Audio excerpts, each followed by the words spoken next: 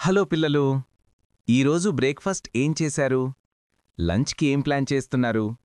మనకి ఆకలి వేసినప్పుడు అమ్మ టేస్టీగా ఏదైనా చేసి పెడుతుంది కదా.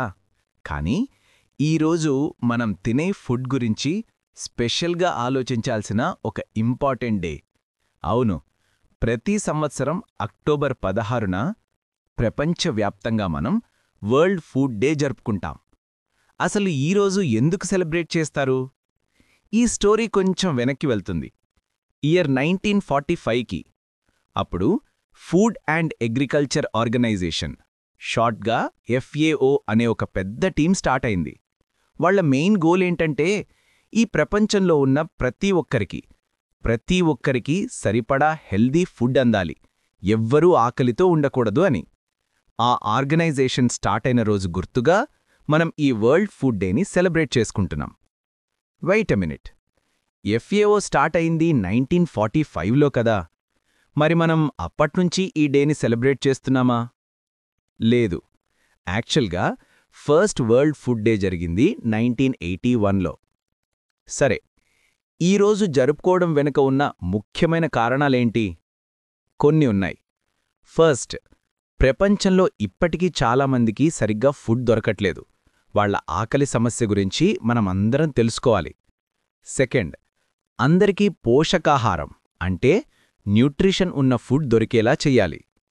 థర్డ్, మనకు ఫుడ్ ఇచ్చే అగ్రికల్చర్ అంటే వ్యవసాయం మన ఫ్యూచర్ జనరేషన్స్కి కూడా హెల్ప్ అయ్యేలా సస్టైనబుల్గా ఉండాలి.